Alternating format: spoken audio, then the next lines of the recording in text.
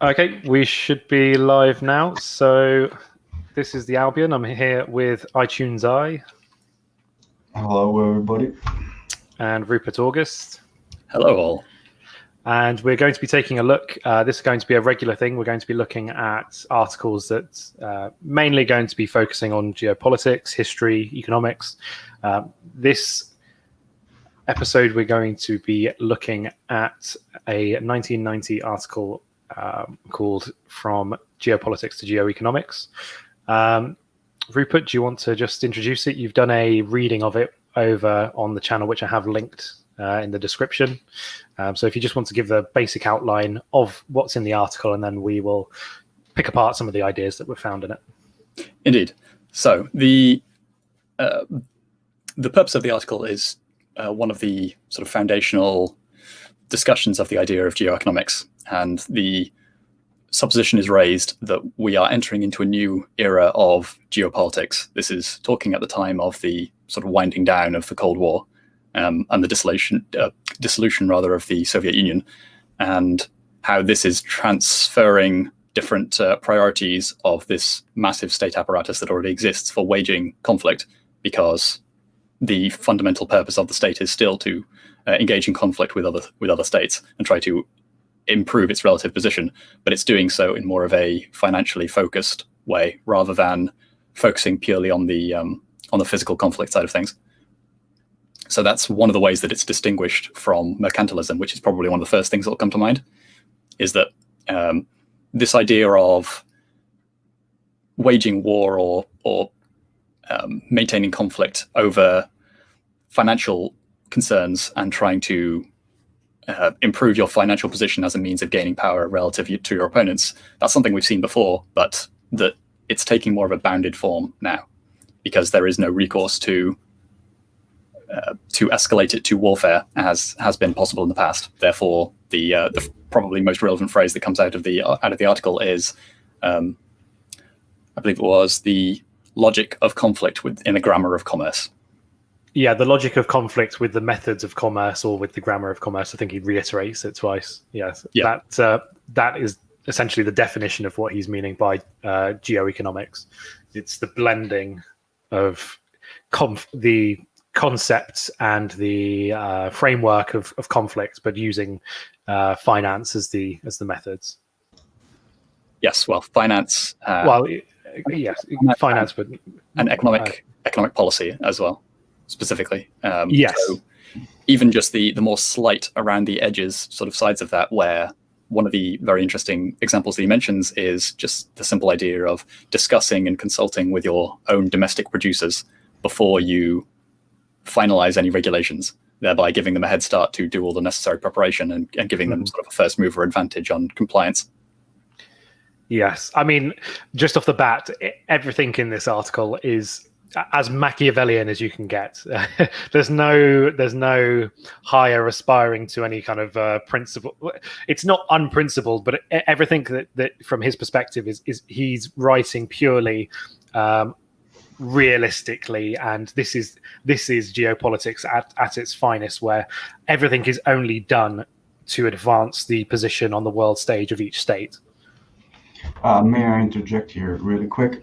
It's if you're talking about Clausewitz, the original quote is in German: "Der Krieg ist eine bloße Fortsetzung der Politik mit anderen Mitteln," meaning that war is nothing else that politic is a means of politic by other means, and it still holds true. But with the disintegration of the Soviet Union and no military opponent, and only one overarching military power embodied in the United States of America and its army, you don't really have a foe to go against war. In the article it's mentioned somewhere. So the only means by going to war, end quote, is to use your commercial activities to encroach on somebody's territory, because everything is moving, and so you don't lose out. You have to move as well and try even to get ahead.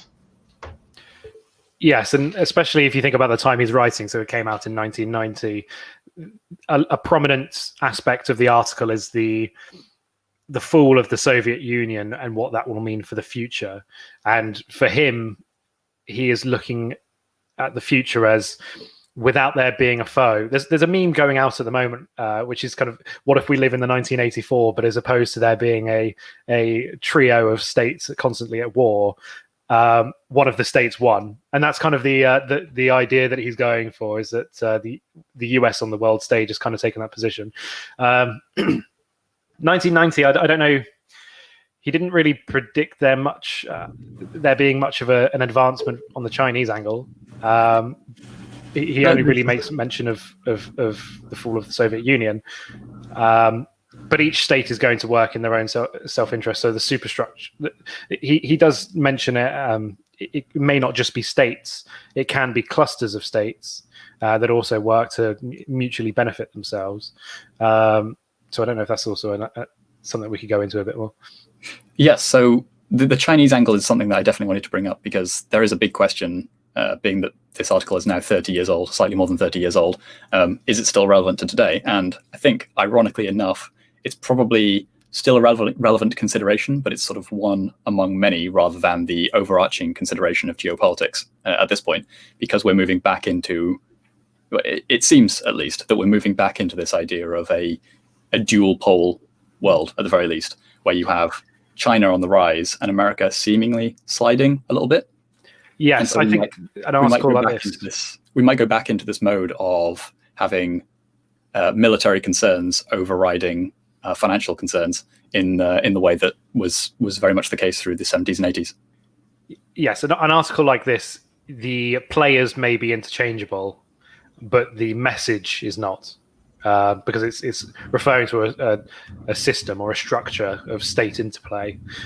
So we could probably, like you say, swap out the position of the Soviet Union with America and the American position with China. That could probably translate fairly well, but the actors involved in the game don't really matter. What the article focuses on is the game itself. Right, but that's the thing, is I think what he's heralding in the article is a new era that I don't think is necessarily relevant anymore, because we're moving out of the new era that he was describing and going back into the previous mode of overriding conflict between two states being the primary function of these bureaucracies, rather than defaulting to the next highest level of priority, which would have been the geo-economic, but we're now moving back into the geopolitical being the next highest. Not certainly, because you still are heavily mingled together, because China is the manufacturing of the world. Still, it might be, or there are overt political efforts everywhere to change this, because a lot of people realize that everything is made in China, except some high-end stuff or quality stuff.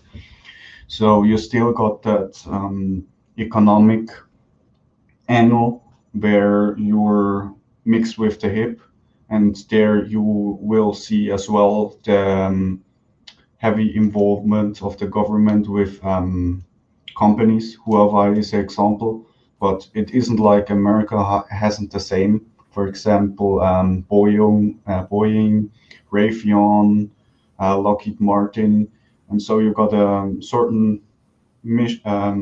mixing of the corporate aspect with the commercial aspect. So you got corporatism in a weird form for the military aspect. Yeah. I don't know if I do see it sliding back into armed conflict. I think it's just taking on a new form where that's slightly more prominent. But I do think the blending of state and corporatism is still just as prominent now, even with the players involved changing. I think that I don't know if we are sliding back to a more armed resistance as opposed to a commerce conflict. Fair enough, but so the way that I would be seeing it in that scenario would probably be similarly in a Cold War kind of setting, unless one side thought they had an overwhelming advantage and no severe consequences to actually engaging in the outright war. But obviously that never happened in the Cold War era. So it'd be more that America in particular would be willing to waive financial concerns in exchange for geopolitical concessions. So, for example, they would, this doesn't seem very likely at the moment, but let's say they were allowing some kind of artificial advantage to be maintained by Japan in exchange for Japan providing improved naval patrols and such, and like naval assets and building up their fleet in order to counteract China. That would be one example of sliding back into this previous trend rather than geo-economic concerns being center stage. Okay, yeah, if that's how, I understand now, and yes, I would agree.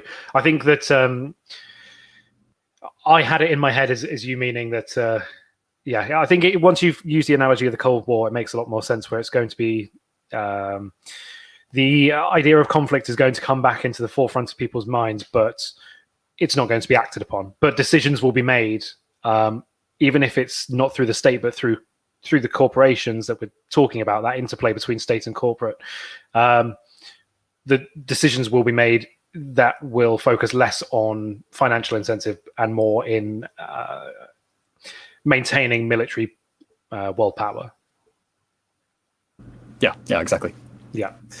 And I don't know, is there anything else that we want to mention on this point? I know we kind of skipped over on China. Is there anything else you want to say on that?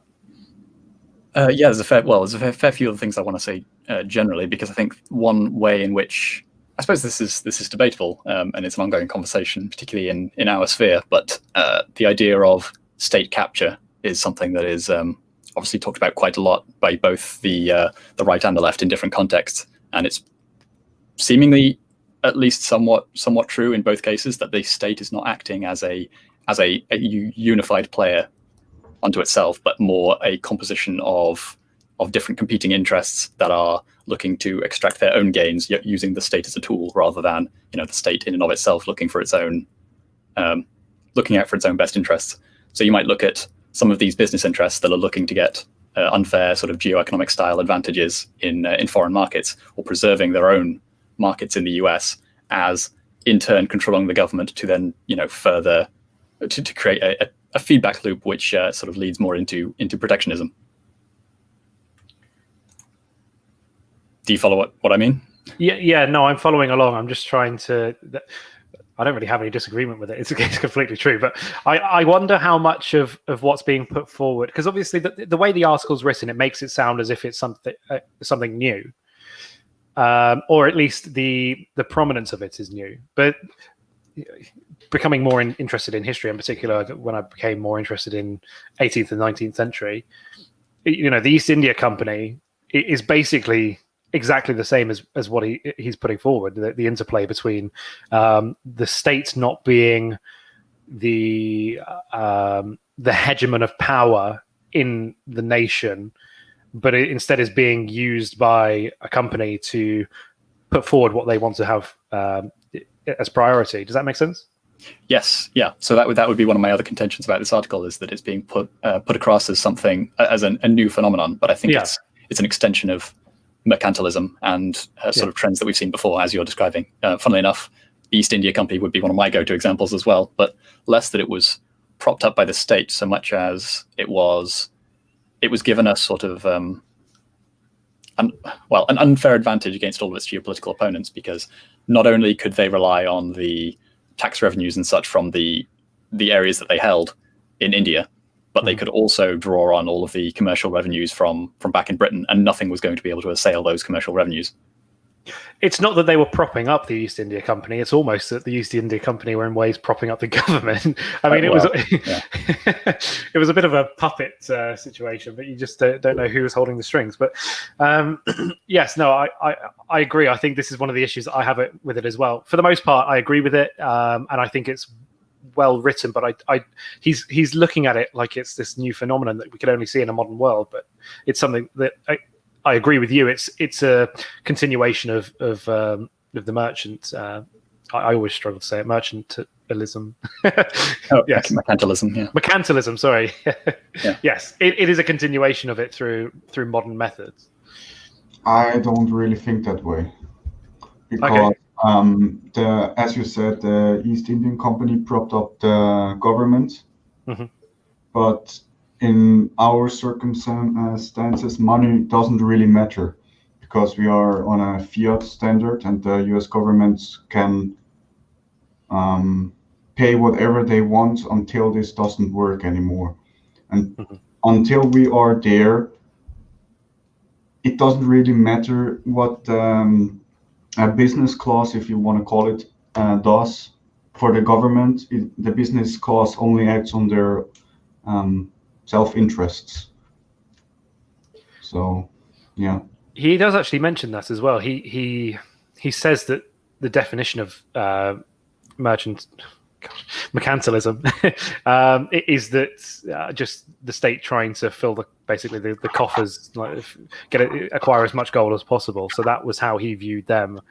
The change to fiat does make the relationship between the state and money different, but I still see it as a continuation. The other issue is that although the state is capable of doing that, the state in effect becomes a conglomeration and more of a description rather than a player. So the state is composed of actors which control the state, who are themselves capable of being bought and controlled. So, but again, that's always been the case. But yes, I don't know. When you go further back in time, probably slightly less so than now. It would be a bit harder to buy, Elizabeth I in order to. Well, this is the Hobbesian argument for monarchy, isn't it? That the smaller the court, the less people you can buy. When I say it's always been around, what I mean is the potential for people to be corrupted has always been around.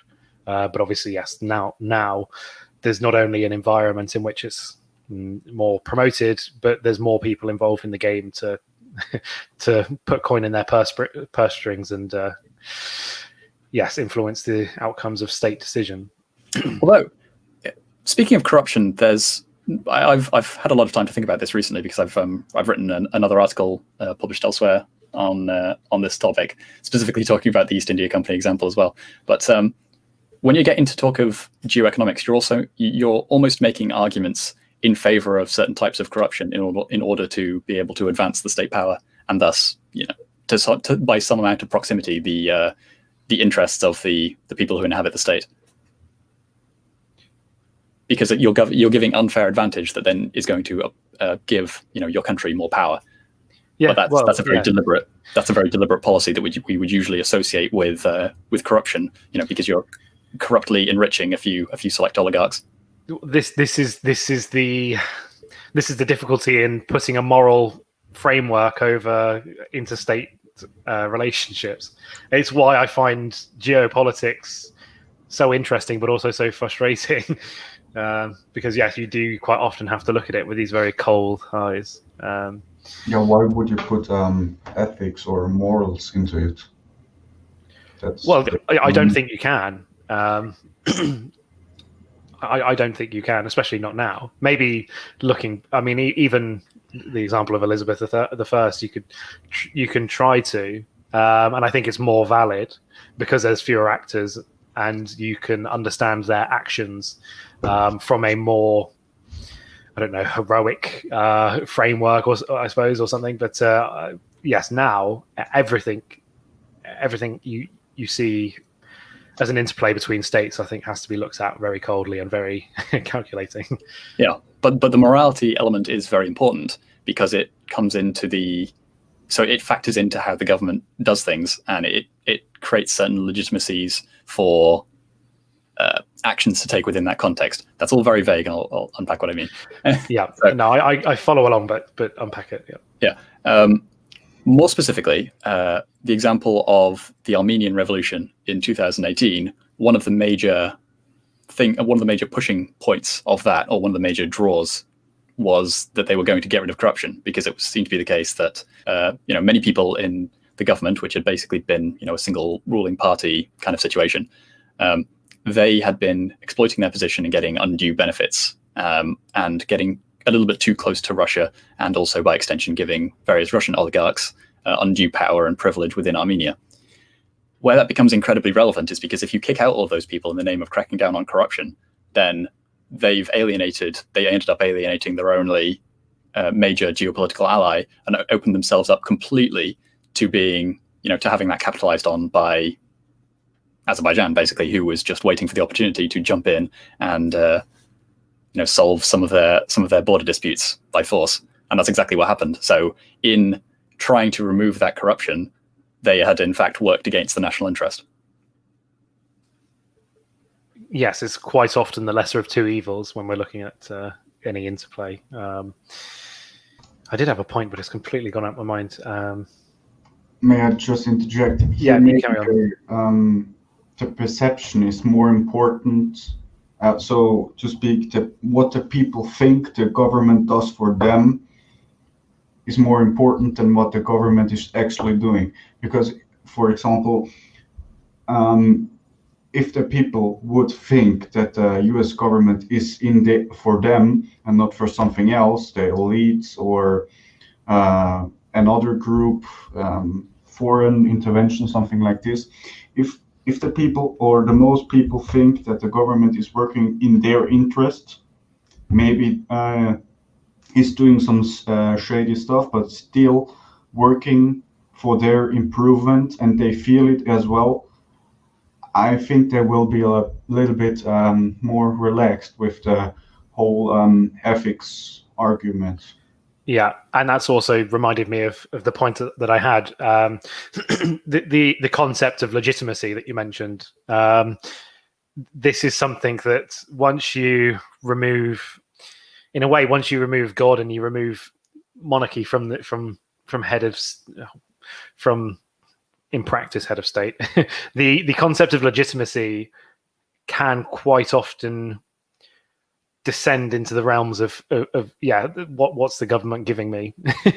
So I agree. I mean, so in that case, I am talking raw public opinion. So legitimacy is perhaps the wrong word, but yeah, sorry, go on. Well, I don't think it is, because, like I say, I think once you remove any kind of higher ideals as enforcing legitimacy, for example, once you've literally taken off the concept that God has put a monarch in their position, the concept of legitimacy still needs to be enforced, because it's one of the main reasons which people don't revolt. But it makes it a lot harder to enforce. But I think that the example that iTunes said was that if people feel that the government is working on their behalf and giving them money is a lot of the modern conceptions of people thinking that the state is helping them, then people are more likely to see it through the eyes of a legitimate state, because they don't have a need to fight back. Does that make sense? It does, but the problem is if you go back to the Armenian example, the problem comes in when it's not a case of giving you more of something, it's the case of stopping something bad happening, and you can't really necessarily quantify that, because if you've lived for 20-something years with a stable but less than ideal status quo that's in your favor, you don't necessarily have the best conception of what life would be like if you don't have that situation anymore, and you get the turn against you. Yes, well, it's always a risk, isn't it? Any kind of revolution that you take, you're jumping into the unknown, and it's harder to quantify that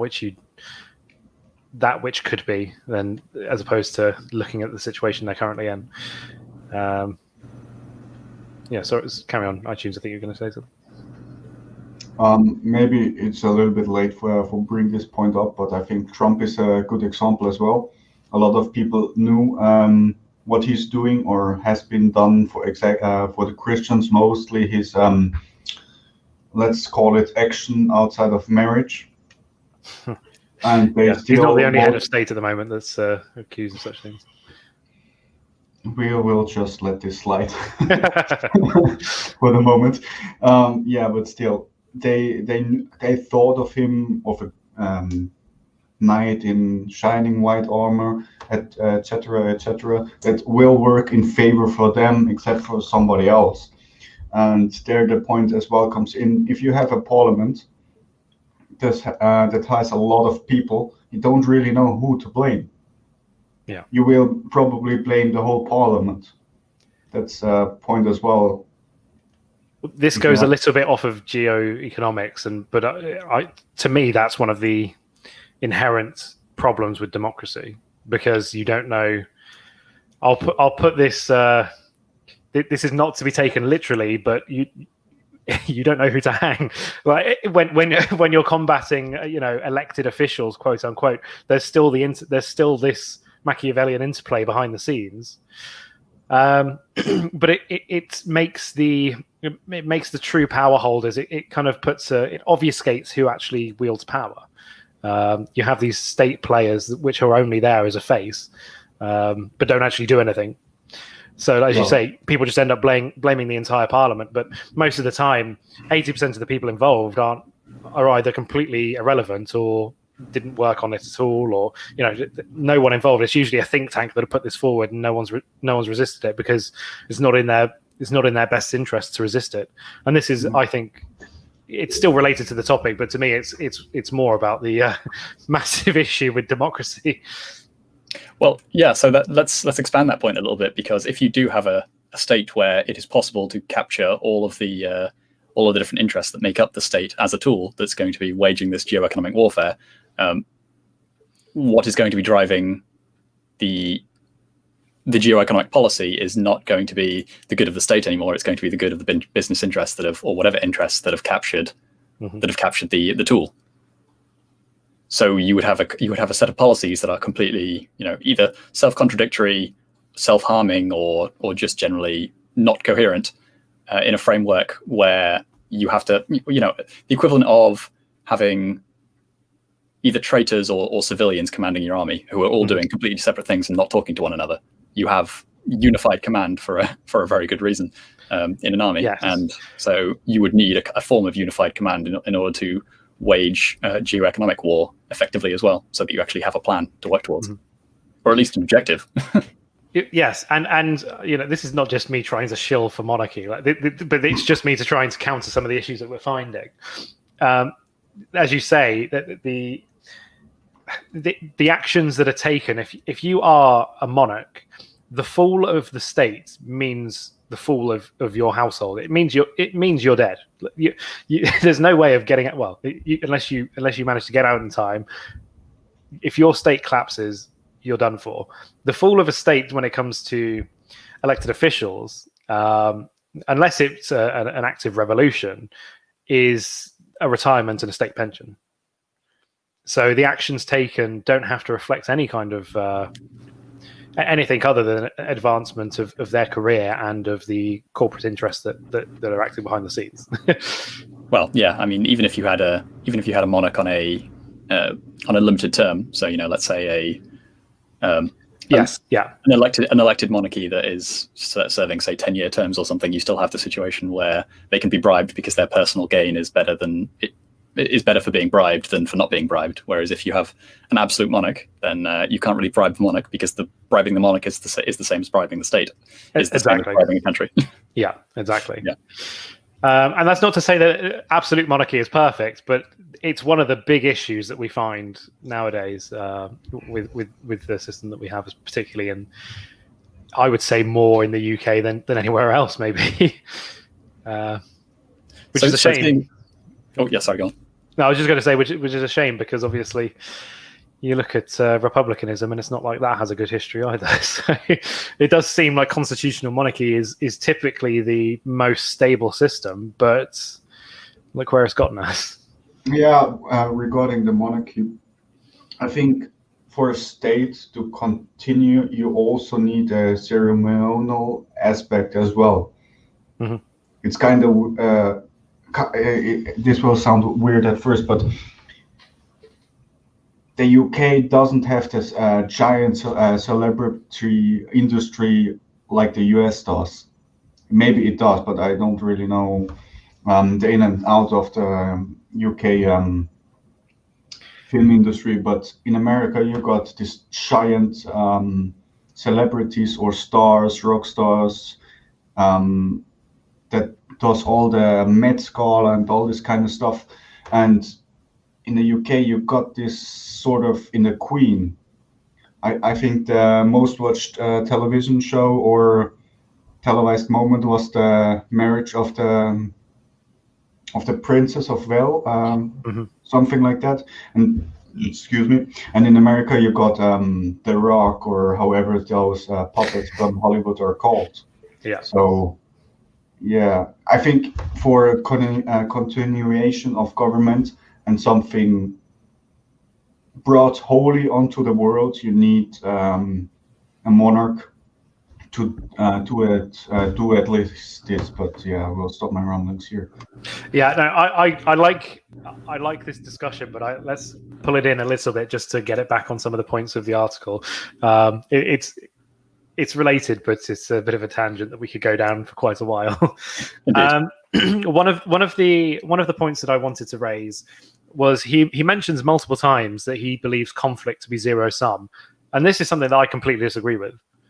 I don't know what are your thoughts on conflict being a zero sum game?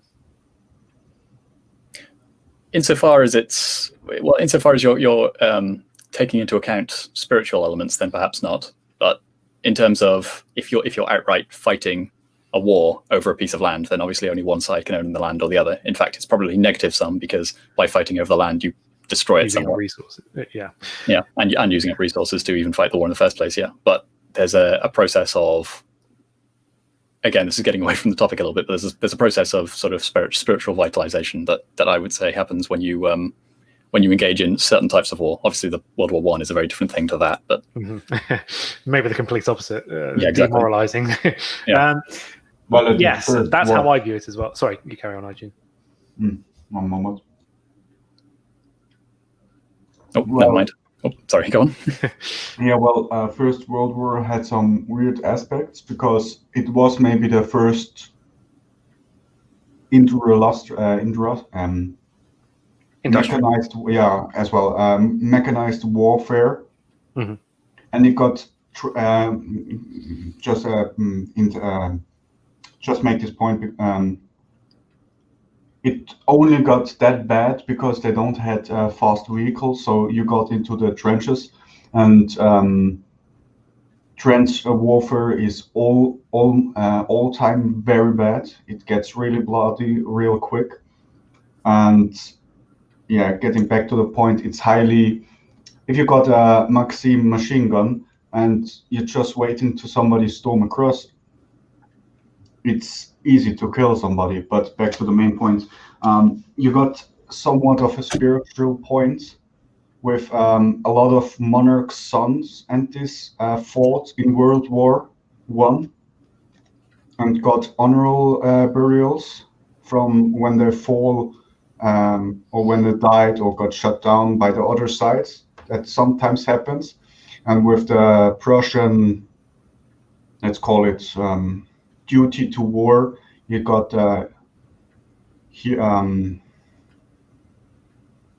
war got hailed as a cleansing thing. Yeah, I think this is probably an issue with me now no longer really being able to see anything as purely material. And I think from a viewpoint of, this author, I think has been writing about geopolitics for quite a long time. So probably his spiritual sense of the world may have been a little bit dulled after that. But I find it difficult to view conflict as being purely zero sum. And just a comment from Freelance Bishop: even a negative sum game is worth playing if you end up with more than you started with. That's true, and it's also relative to the other player.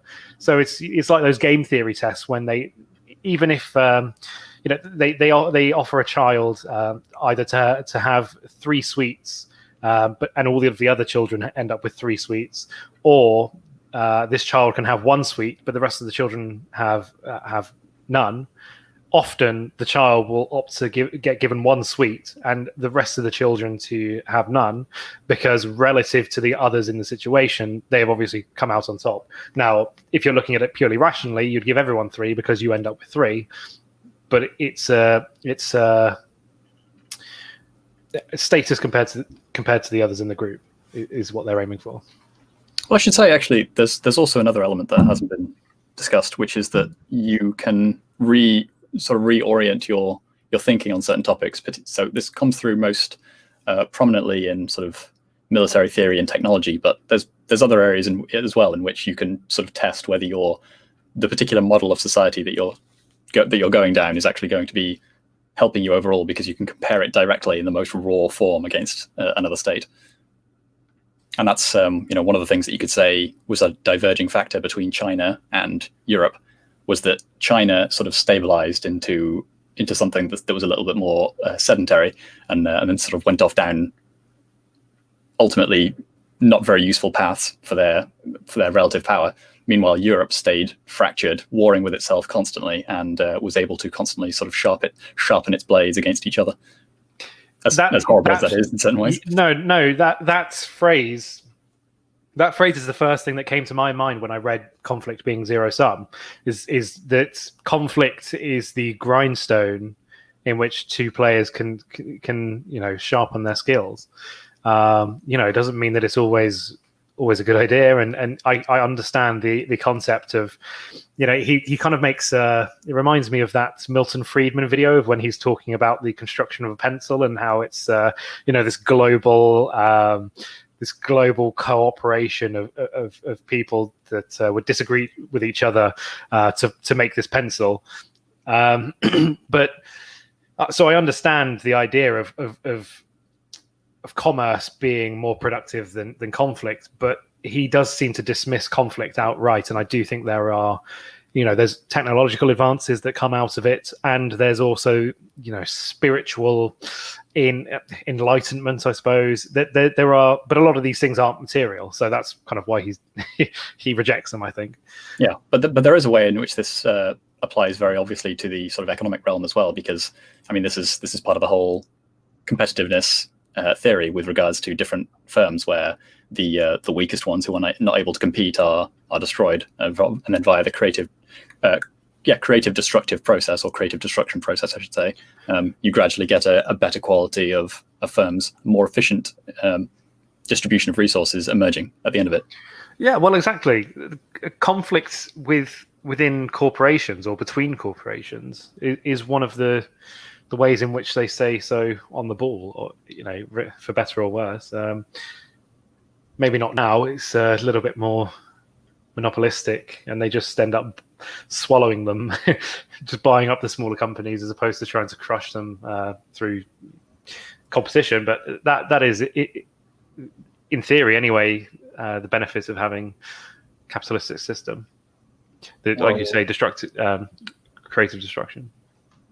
Yeah, well, at one point, if Google continues to this, they will somewhat, I guess, stifle their innovation, because they have nobody breathing down their neck, and they will slack off. Mm-hmm. So, yeah, maybe. Well, it's what we often find, isn't it? That the larger the beast, the slower it moves, and that's why you often have smaller companies producing so much, or bringing ideas forward that wouldn't be found in large companies. So it used to be that there was this natural waxing and waning of companies, where they would, may grow and shrink, and others would rise. But now, like I say, it's usually just all bought up by the conglomerates and swallowed up, and the ideas are just pushed to the back room, because it doesn't. There's no need for them to develop those ideas further if no one else is coming out with them, and they can just push them to a back room. Yeah, and Google has and Twitter especially have made a lot of enemies, and so they got now open competition in Parler, Gap, and etc. pp. It may be a shite service, but they still got open competition, and maybe there's market niche opening that somebody else will grab or expand into when Google neglects a big part of society, I guess. Mm-hmm. I know you're using Google as the main one as the example, but in my head, I'm constantly just thinking of IBM. They've got a history of just swallowing up smaller companies, don't they, and just doing absolutely nothing with it.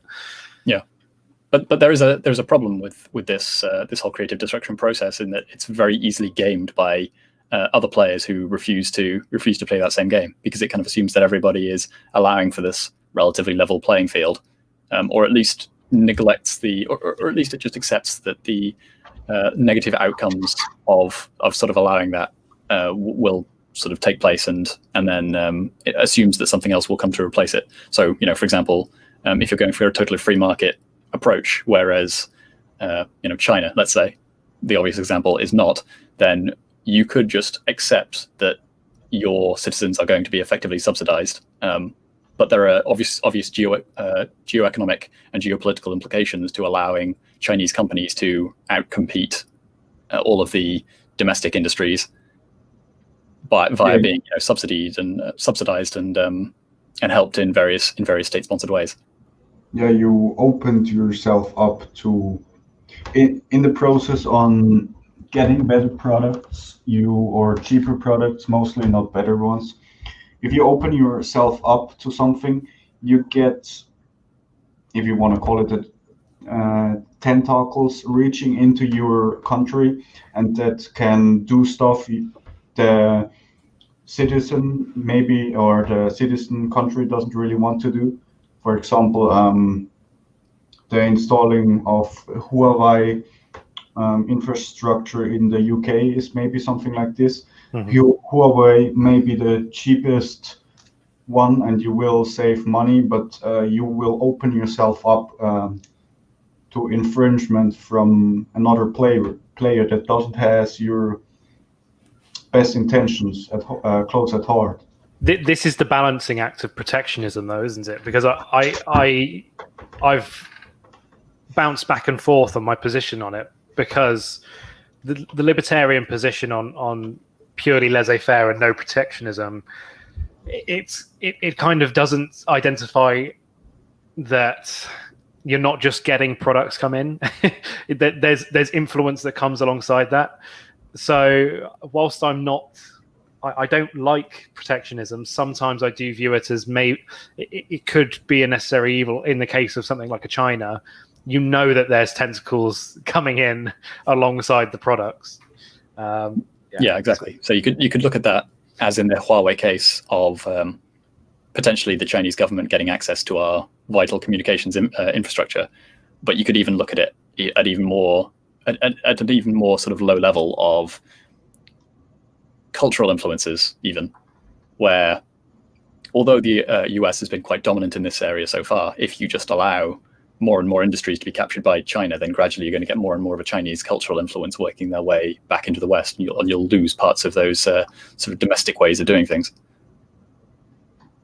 Well, it's sort of it's territorial. It's a map that's up to be conquered, but I think you don't only can think in how you call it, earthly. How you call it?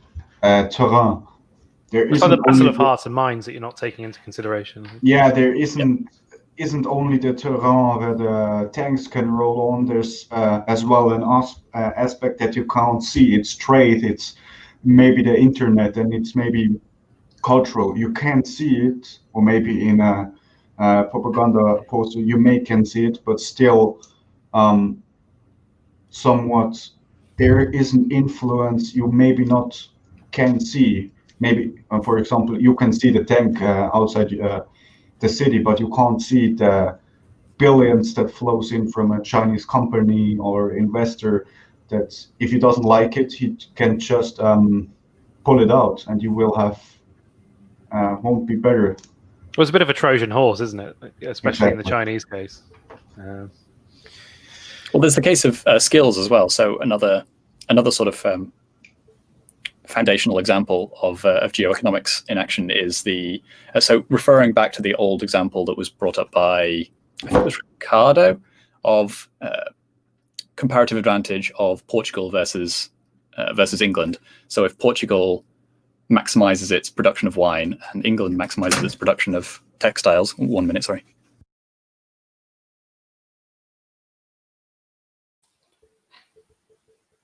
Yeah, I think the line of thought that Rupert's going down is that if they both maximize their productivity of one product and then trade between the two of them, they are both benefiting. They both have the maximum amount of benefit as exactly. Yeah. Sorry. As they have what's the word I'm thinking of, when they've not been a jack of all trades. Yes.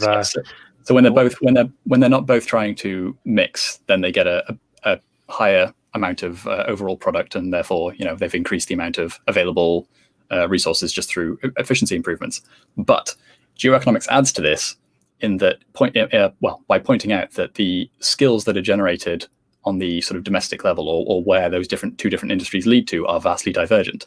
So whereas producing wine en masse will keep the Portuguese keep Portuguese industry in a relatively let's say primitive state or agrarian state, the production of textiles en masse will push Britain down a more industrializing path and generate some of those skills that are going to help towards further industrialization and entrepreneurship. Therefore, yes. there's a level of externalities and national skills build up that's taking place in England that's not taking place in Portugal as a result. So that's something that you've got to keep in mind as well. What national skills are you building that you're going to be able to potentially tap into? And then in the reverse situation, if you maximize in any one particular area, are you losing out on other skills that you perhaps may need somewhere down the line? So if you, like Germany, for example, you basically abandon or Britain for that matter, I don't know why I'm picking on Germany here. If you abandon your no, definitely pick on Germany. Yeah. So if you abandon your heavy industries and your your iron making in particular, it's not as simple as putting a load of money back in and getting all of those skills back.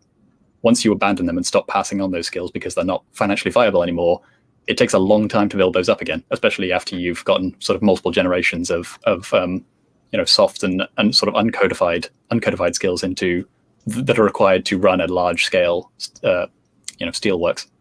Yes, and because these things aren't quantifiable, it's easy to ignore. But it's your line of development in your country based on your most prominent resource or your most prominent exports will influence the direction of the country. And if it's something that's, like you say, more primitive, it may be detrimental in the future because you haven't had the opportunity to develop the skills that states around you are.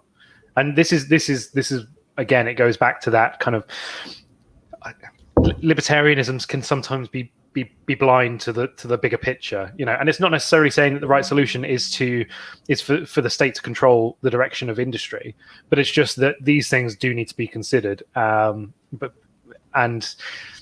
the companies that are doing them don't have any incentive to consider them typically because the bean counters, they keep on ticking along. So why worry about diversification of industries if you're working in that industry? Right, exactly. Yeah, but it may be a little bit off topic, but sometimes a product is very much ingrained into the national spirit, and you will not get rid of it. And you have, because of this, you have the politicians have reasons to keep that industry going. Yeah. But what Rupert said, that if you lose a skill, you lose it, and you will lose it pretty quick because, for example, I guess Switzerland has sent a lot of high quality machining tools to China, only one, and the Chinese reversed engineer it. And now they have somewhat of an industry that does highly specialized manufacturing tools, what they stole indirectly from the Swiss people. And the Swiss people don't have a market anymore because the Chinese do it now, and they will go bankrupt.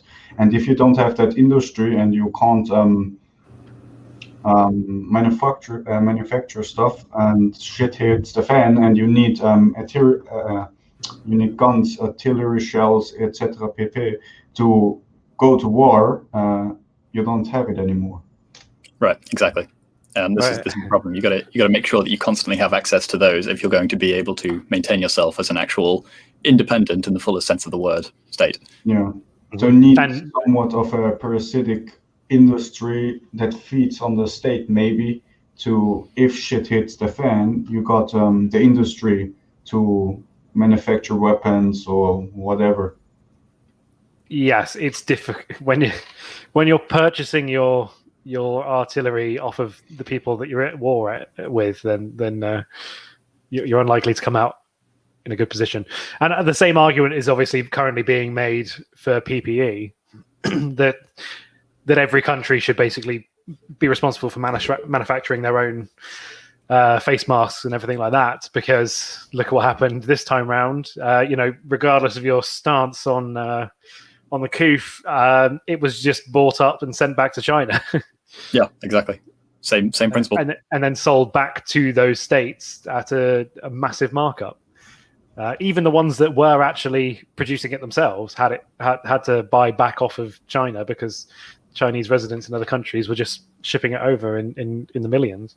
Well, there's a lot of different things going on there. There's obviously the production angle, but there's also the angle of who are the people in government that are actually making these decisions, and are they making decisions that are for the good of the state or nation, as opposed to the good of whatever interests have bought them versus whatever interests are going to keep them in power. Yes, and what decisions can maximize the control held by the state and maximize maintaining people in jobs. Yeah, exactly. Obviously not private jobs, because they are not quantifiable from they are, but for the state, they matter very little to their figures.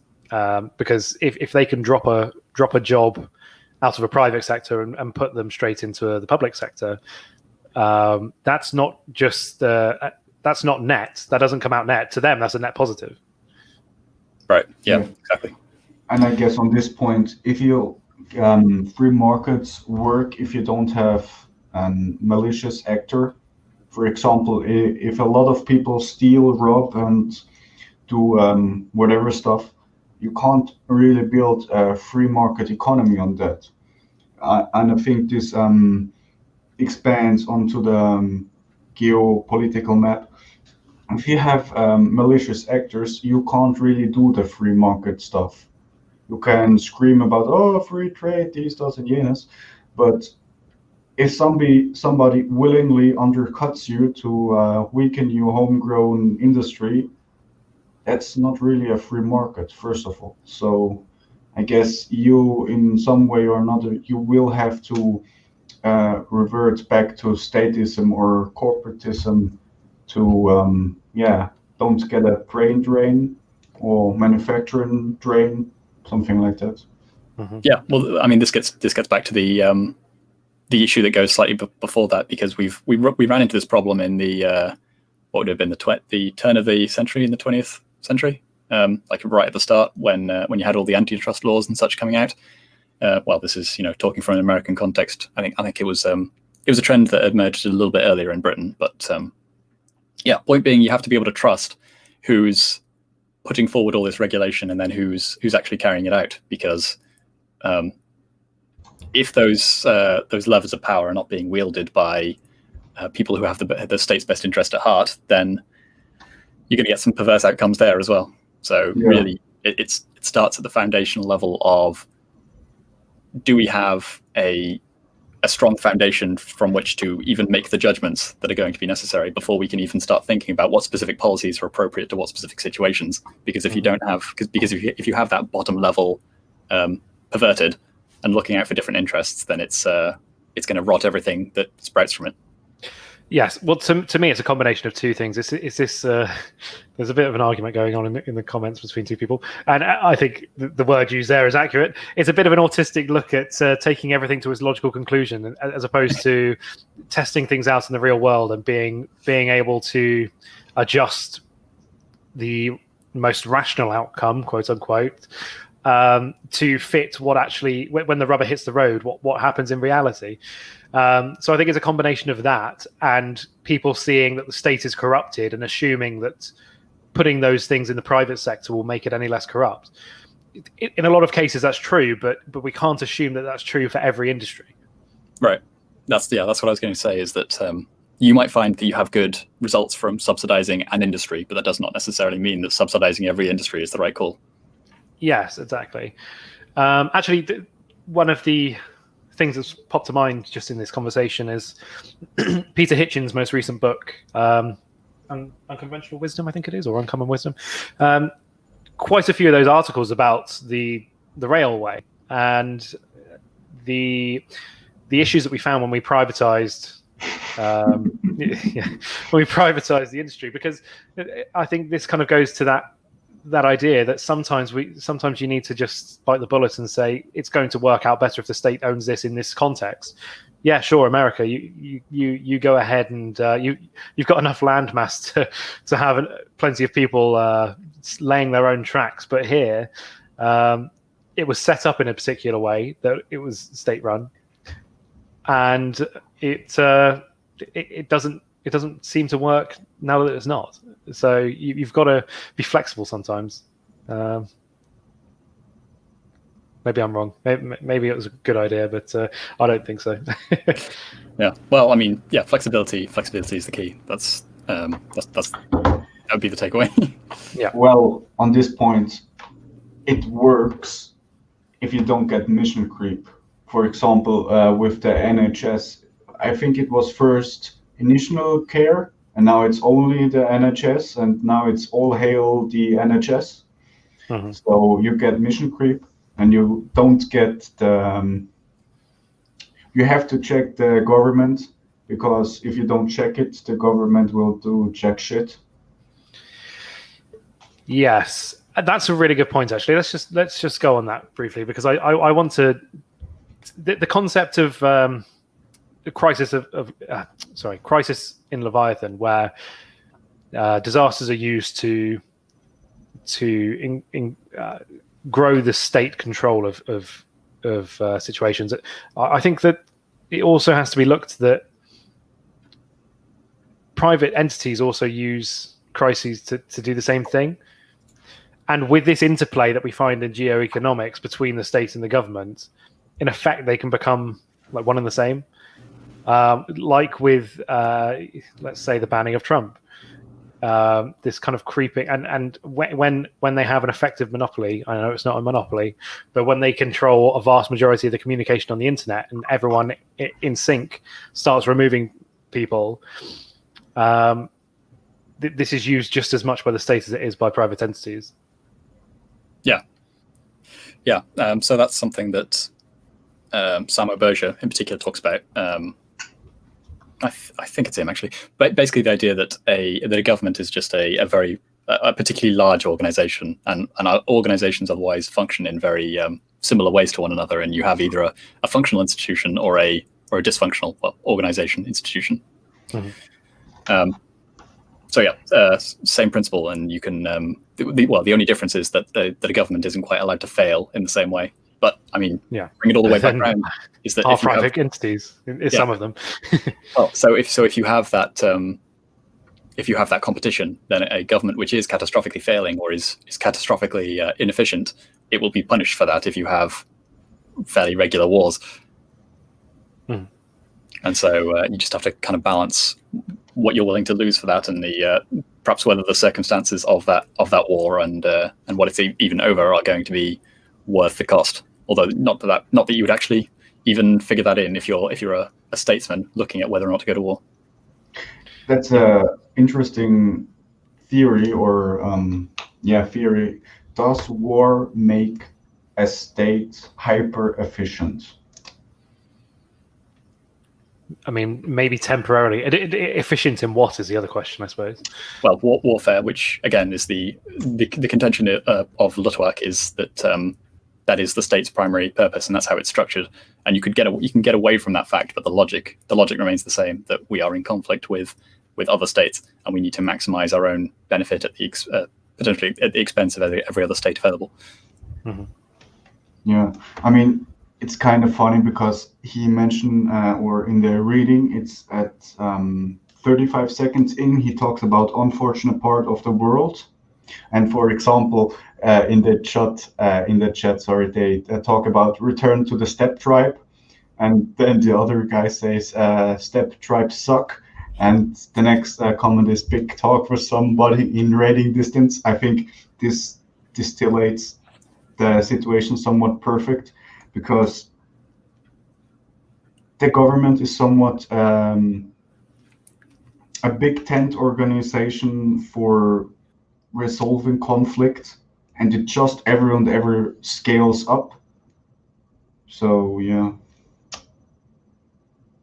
So this goes back to your point that the government is somewhat set up for conflict, and it didn't have it in the military sense because America rules the world with its military. So you have to get it back somewhat to geopolitics. And I think geopolitics is easier to do than military warfare. Well, potentially, but that would be mostly because there is already a more robust civil service set up for that, and that's another thing that we didn't really get on very much. Is the idea that we already have this sort of giant bureaucracy that's built up for waging conflict via administrative means, essentially. Yeah, but we're just past an hour now. So, is there anything? Yeah, we will wrap it up. I just thought, just on that point, the logic of state regulation is now the logic of conflict. I think I don't know if that was paraphrasing or a direct quote from it, but yes, definitely agree with that. Yeah. Well, so the idea that, I mean, this is something that's brought up in the context of inefficiency, but pointing out the comparison of how many bureaucrats we had in the civil service to administer, what was it, like a quarter of the planet during the height of the British Empire, versus the amount that we have now confined to our little island and a few tiny territories. It's quite stark. You're talking about a few hundred versus a few 100,000, and the reason is because, or at least in part, because we've grown the bureaucracy over time and then just created new jobs for it with ever increasing specificity and ever increasingly detailed requirements. I think that's probably part of the distinction to draw as well, is that the difference between mercantilism as it has existed prior and geo-economics as we have it now is that geo-economics is allowed to be much more sophisticated because you have so many more bureaucrats working on the same thing, essentially, albeit more inefficient. Yeah. Bring back the British Empire. No comment. Just on that point, I think the way of a way of wrapping it up, if that's what we're looking at doing, is just geo-economics is a demonstration that the laws of power work not only in state, but in any institution, and so that is why it's so easy to find them intertwining, and the problems that you find with the managerial class affect private entities just as much as they do states. Yeah, exactly. So, on that depressing note, is there any other comments people want to make? Well, judging by the trajectory of this conversation, I'm not too concerned about ending it potentially prematurely, because I suspect that we have things that we want to talk about, but they will come up in future conversations. Yeah, I'm sure there's plenty more that we can go into.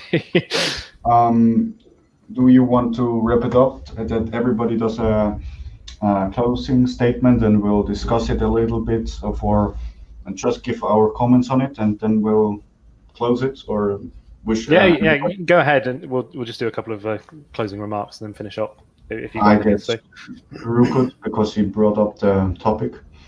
Sure. So for me, the main takeaway is to build on the ideas that were put forward by Geo-Economics, is that you can talk in terms of a single state set of interests, But until you actually create that situation where a single state can have a single set of interests that are embodied in a single point of decision and someone capable of making them, rather than coming from a fractured or an overly empowered point of authority with a fractured set of interests, i.e. some bureaucrat who has a lot of power but doesn't really gain much if the state gains or loses. You need that fundamental starting point of being able to make good decisions in order to really action a lot of these geo-economic policies, suggestions, actually have a geo-economic strategy. And I think that's one of the major differences that America has experienced in its ongoing geo-economic conflict with China, because China is able to much more efficiently channel that sort of single point of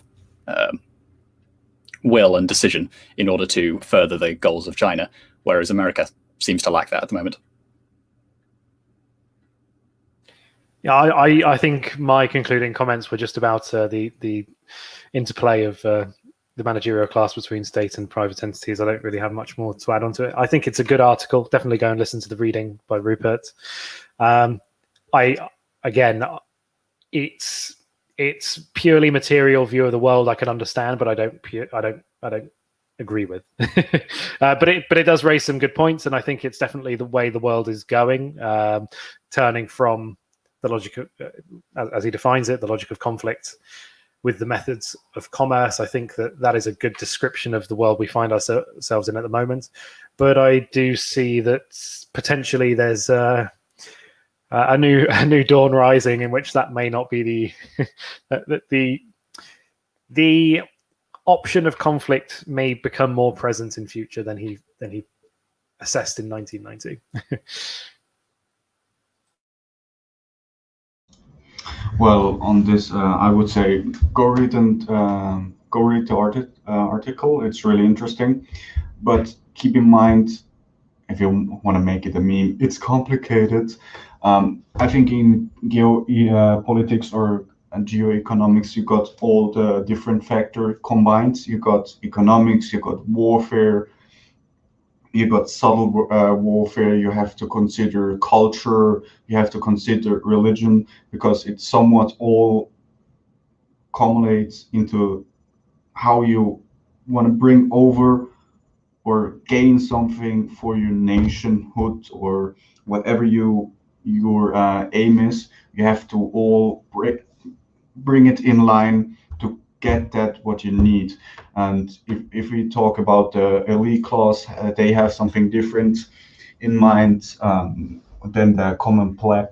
And yeah, I guess this way is where we'll stop. Okay, fantastic. I thought that was a good discussion. Yeah, go and look at the article, make up your mind for yourself. But I think it's been a good conversation, and we should be with you again in about 2 weeks' time to take another look at another article or something similar. Yes, all going to plan. See you again in 2 weeks. Fantastic. Thank you. Thanks. Bye. Bye-bye.